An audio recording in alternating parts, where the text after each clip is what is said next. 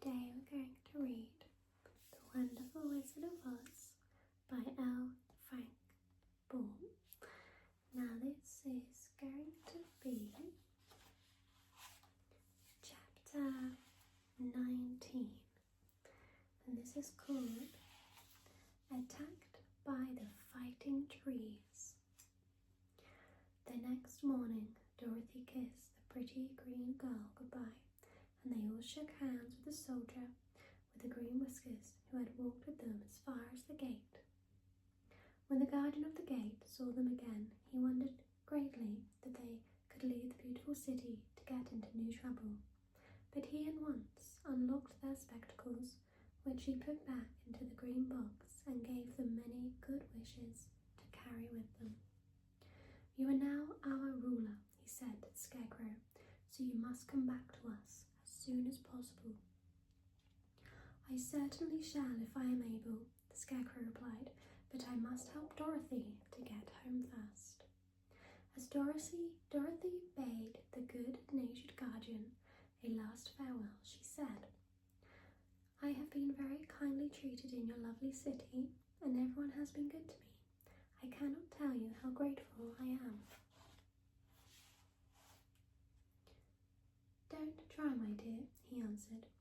"We should like to keep you with us, but if it is your wish to return to Kansas, I hope you find a way." He then opened the gate of the outer wall, and they walked forth and started upon their journey. The sun shone brightly as our friends turned their faces towards the land of the south. They were all in the best of spirits and laughed and chatted together. Dorothy was once more filled with the hope of getting home, and the Scarecrow and the Tin Woodman were glad to be of use to her. As for the lion, he sniffed the fresh air with delight and whisked his tail from side to side in pure joy at being in the country again, while Toto ran around them and chased the moths and butterflies, barking merrily all the time. "City life does not agree with me at all," remarked the lion, as they walked along at a brisk pace.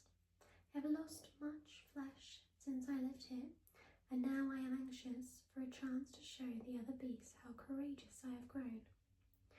They now turned and took a last look at the Emerald City. All they could see was a mass of towers and steeples behind the green walls, and high up above everything, the spires and the dome of the Palace of Oz. "Oz was not such a bad wizard after all," said the Tin Woodman, as he felt his heart rattling around in his breast.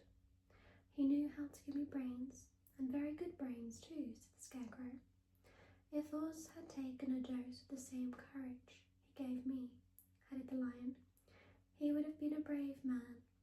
Dorothy said nothing. Oz had not kept the promise he made her, but he had done his best, so she forgave him. As he said, he was a good man, even if he was a bad wizard. The first day's journey was through the green fields and bright flowers that stretched about the Emerald City on every side. They slept that night on the grass with nothing but the stars over them, and they rested very well indeed.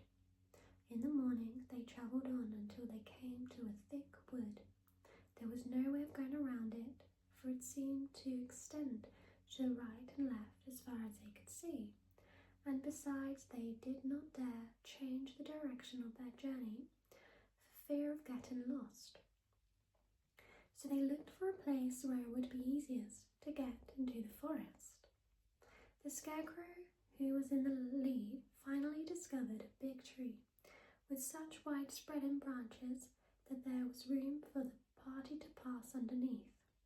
So he walked forward to the tree, but just as he came under the first branches, they bent down and twined around him, and the next minute he was raised from the ground and flung headlong among his fellow travellers.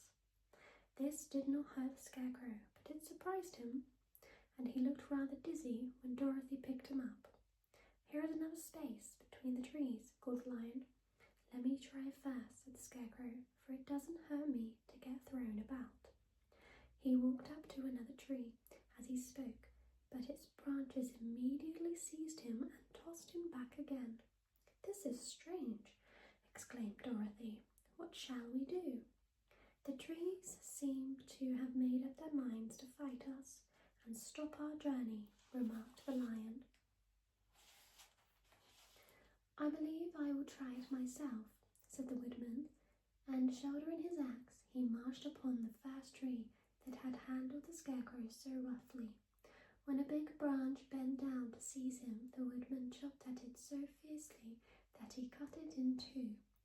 At once the tree began shaking all its branches as if in pain, and the Tin Woodman passed safely under it.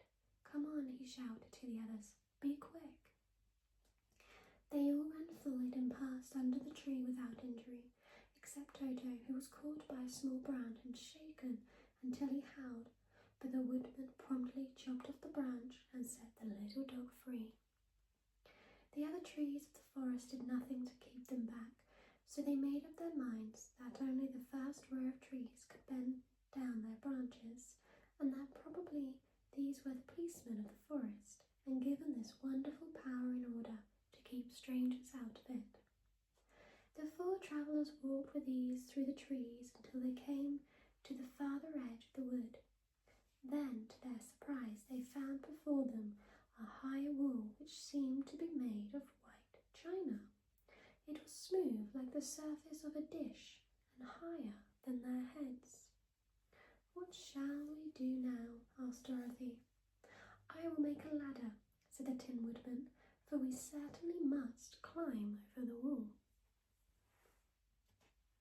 So that was Chapter 19 of The Wonderful Wizard of Oz by L.Frank Baum.